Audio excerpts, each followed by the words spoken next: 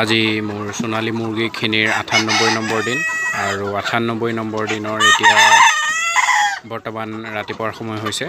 ৰাতিপুৱা দানা দিছিলোঁ আৰু দানা শেষো কৰিছে আৰু যোৱা ৰাতি যথেষ্ট বৰষুণ দিছিলে আৰু বৰষুণ নেৰানেপেৰা বৰষুণ যোৱা কালি গোটেই দিনটো আৰু গোটেই ৰাতিটো। এতিয়াহে বৰষুণটো অলপমান কমিছে আৰু যাৰ নেকি কাৰণে মুৰ্গীৰ ফাৰ্মৰ ভিতৰত অকণমান চিটিকনি পৰিছে আৰু সেইটো কাৰণে মুৰ্গী কোনো ধৰণৰ সমস্যা নহ'বৰ বাবে এতিয়াই আদা নহৰু এনেকৈ খুৱাই দিছোঁ যাতে কোনো ধৰণৰ সমস্যাৰ সৃষ্টি নহয় মুৰ্গীখিনি। আৰু বাকী পানীত তাৰ বাহিৰে একো দিয়া নাই, আদা নহৰুৰ বাহিৰে। আৰু বাকী পৰ্দা উঠাই দিয়া গৈছে সম্পূৰ্ণকৈ।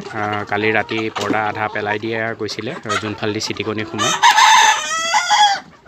এতিয়া বৰ্তমান আবেলিৰ সময়, আবেলি বৰ্তমান দানা দিছিলোঁ আৰু দেখা পাইছে দানা সম্পূৰ্ণকৈ শেষ কৰিছে। পানী দিয়ালৈকে 15-20 মিনিট হয়, 15-20 মিনিটত দানা শেষ কৰি পেলাইছে সম্পূৰ্ণকৈ।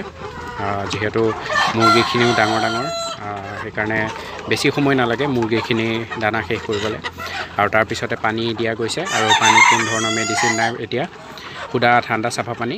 ৰাতিপুৱা আদা নহৰু দিছিলোঁ যিহেতু যোৱাকালি বতৰটো যথেষ্ট বেয়া আছিল আৰু মই অলপমান ভয় খাই আছিলোঁ যে যদি মুৰ্গীখিনিৰ জ্বৰ বা বেক্টেৰিয়াজনিত বেমাৰ হ'ব পাৰে, যিহেতু অলপমান ৰাতি বৰষুণ জোৰছে অহাৰ কাৰণে চিটিকনি সোমাইছিলে। সেইটো কাৰণে আদা নহৰু দিছিলোঁ যাতে কোনো ধৰণৰ সমস্যাৰ সৃষ্টি নহয়।